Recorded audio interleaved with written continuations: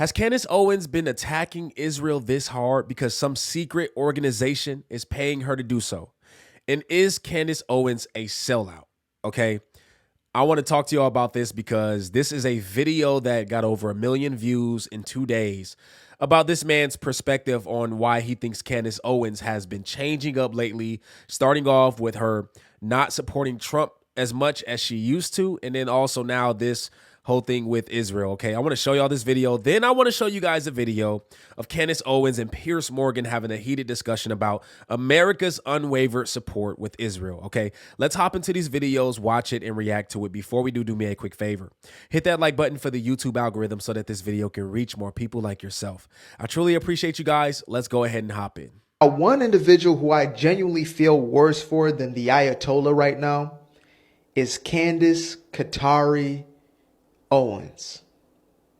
This news must be nothing short of tragic for her, because as far as she's concerned, her supposed main funder, her main source of revenue outside of YouTube, of course, and maybe her paid channels and things of that nature, this was where she was getting most of her sponsorships, allegedly. I mean, what other conclusion would somebody like myself draw when we saw her just a few years back in defense of Israel, working for two Jewish companies, not just one, but two Jewish-owned companies, collecting checks from these individuals? Somebody who believed that Palestine was not actually considered its own state. A few years later, and she is the most anti-Israel voice I have heard in a long time. And I listen to all sorts of individuals and their perspectives. I'm talking about the furthest left of left. And I have never heard anything like what has come out of this young lady's mouth. So yeah, I just want to send my, I guess my condolences.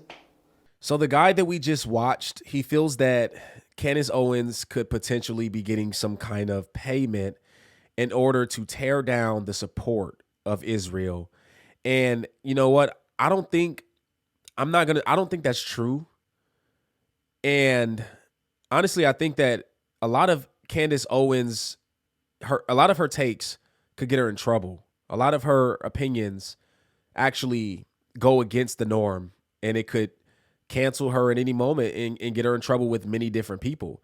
We already saw how, there were some rabbis, some radical rabbis that had followers that tried to take her out, right? They were coming up with a plan to actually take her out, and they got arrested and everything. So a lot of her views can get her in trouble. And so I don't think that she's getting paid to do this. I think that Candace Owens sees something wrong a lot of times, and she's so zealous. Oh, like she's very overzealous that she will literally find every piece of evidence in order to present her viewpoint.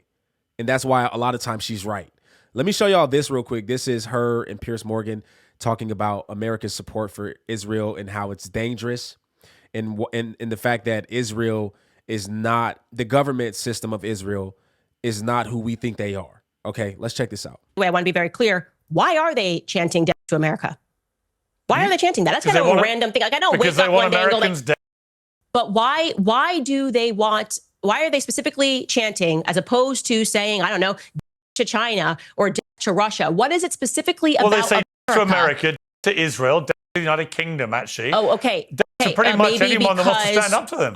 Could have had something to do with our actions in the Middle East, is why I'm saying that we need a change in foreign policy. It maybe has something to do with just like 1 million Iraqi civilians, okay, because Bibi Netanyahu got on a congressional stage and said there are weapons of mass destruction, and we took that to the bank, and there actually were no weapons of mass destruction. So it could have something, I could be crazy. It could have something to do with our actions in the Middle East. The fact that we have 2,000 troops stationed in Syria right now under the guise of saying that we're fighting ISIS, while at the same time we know that Bibi Netanyahu funded the al-Qaeda adjacent fronts because he wanted to overthrow Syria, and they again expand their borders, immediately take on territory and sell us absolute nonsense. We're talking about funding Hamas. Bibi Netanyahu funded Hamas. There is footage of Bibi Netanyahu saying this stuff on camera. So it's just so ridiculous to me to pretend that they're in some predicament, that they may be eradicated soon, which is why they have to keep funding all of these terrorist groups and then pretending that they're victims of terror, when in fact they are the people that are imparting it worldwide. I just think that, like I said, Generation 9/11 has grown up, and I think that our eyes are very clear here, and we recognize that our relationship with Israel has become increasingly problematic, and it always was problematic. So I'll again ask the questions, Piers. I'm asking you because we're having a conversation. Yeah. Name something positive that our Zionist AIPAC foreign policy has brought to America. Well, I think the positive side of, if you want an answer about that, is that America has been Israel's steadfast ally because it recognizes as a country that Israel has been under an almost unique, multifaceted threat on its border for a very long time from people that want to destroy it. That you may not see that as a benefit, but Israel has been very supportive to the United States in many ways. Right. So why shouldn't America? I just want something concrete that has been benefit. Like, we got better in America in this way.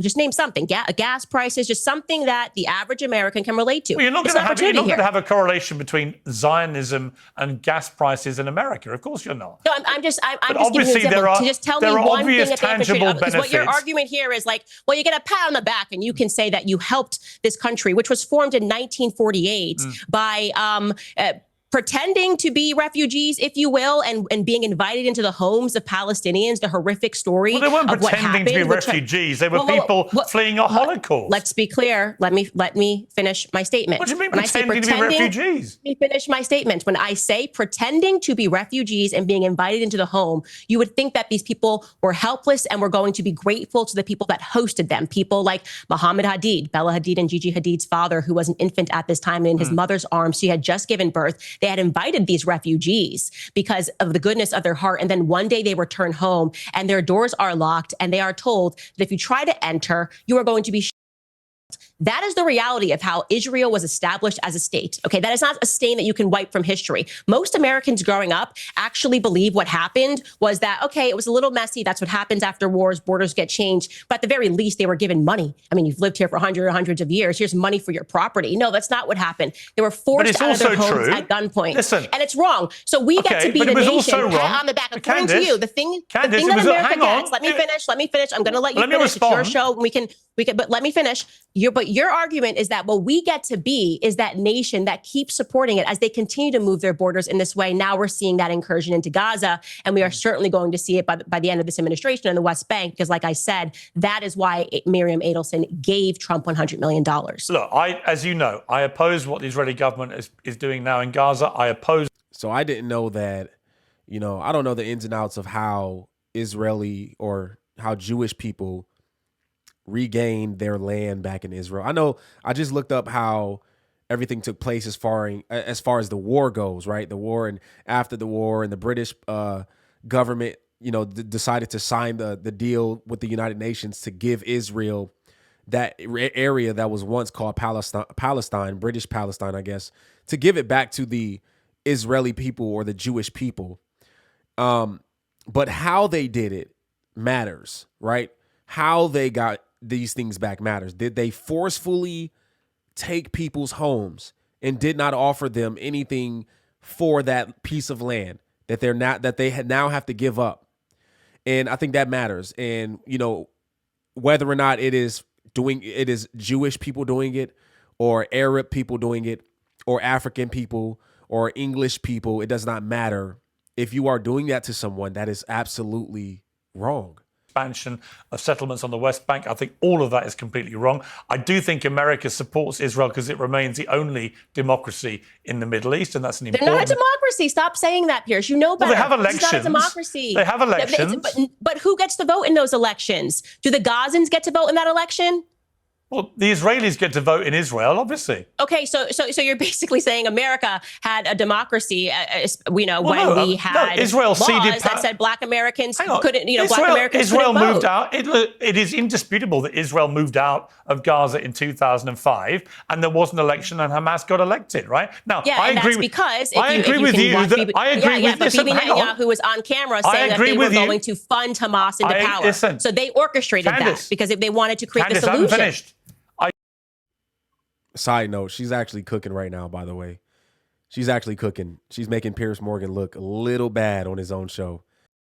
I agree with you that Netanyahu wanted to cause a split between the Palestinian Authority and Hamas. It was divide and rule. It was a catastrophically bad strategy, and it led to what happened on October the 7th over a 20-year period. There's no doubt it was a terrible thing that Netanyahu did, one of the many reasons I think he should go. But there was no doubt that the Israelis pulled out of Gaza and allowed them to have elections, and they elected Hamas, and the rest has been disastrous history. Because the Israelis funded, because Bibi Netanyahu, they funded Hamas. I don't disagree with you, but they still had elections. So it's like we rigged an election, but look what the election results show is that they wanted to put Hamas into power. And so when we talk about who is funding these terrorists, the answer is Bibi Netanyahu. And I don't want to get into his corruption trials, but every single person watching this right now should go pursue the documentary, The Bibi Files, because it is absolutely stunning to understand. I believe one of the reasons. I believe one of the reasons. Let me answer the question, because you still haven't given me anything other than like you guys get a pat on the back for supporting this created nation in the Middle East. I also just like to say all of the bad things that we have gotten because of our continued relation with Israel. First and foremost, the open borders. And you can relate to this. People in the UK, they just can't seem to connect the dots. All right. Oh my gosh, what's happening let me here? Get a word in. But I want to say this. Okay, we don't understand where all these refugees are coming from. Oh my God, where are all these refugees coming from? Who's funding them coming over into these borders? Well, this is what you get when you keep supporting these nonstop wars, when you keep bombing where these people live. And it's not even just a conspiracy, by the way. If you're like, oh, well actually, you're wrong about this, because the vast majority of people coming into the UK illegally are not coming from war-torn countries in the Middle East. They're actually economic migrants. So that's not true. Okay, but let's connect that. Let's connect that. When you say economic migrants, are we talking about like people who literally want to come to the UK for a better life? And when Gaddafi was heading up Libya and the country was on the up and up, and he was working with the United Nations, and then all of a sudden he warned that if you collapse Libya and turn it into a place where refugees are escaping, that this is going to be your problem, Europe. He warned that. So then it actually happened, and now we're just calling them economic migrants. We're going to pretend that we had nothing to do. People coming from Libya. Okay, where are you speaking about? Well, for example, I think it was last year, a third of all the people who came into the UK on the border on the small boats illegally, it turned out were young economic migrant males from Albania. So yeah, I don't think that Candace Owens is I don't think she's going rogue or anything like that. I think that honestly she sees some things happening over there that she does not agree with, and she's stating her opinion on it, and a lot of people tend to agree with her, and I agree with her on a good portion of that. I agree that the things that are taking place over there is brutal, and that there are people that are being harmed that should not be harmed. There are people that are being affected that should not be affected in this war. And yeah, so I agree with what she was saying in that situation. I don't think that she's getting paid to just target Israel and to say things about them so they can lose support of people. So yeah, let me know what y'all think about this video in the comment section. All right, if you're new to the channel and you like what you see, I encourage you to hit that subscribe button and hit the post notification bell so you do not miss another video. My name's Aaron Page. I'll catch y'all on the next video. Until next time, I'm out.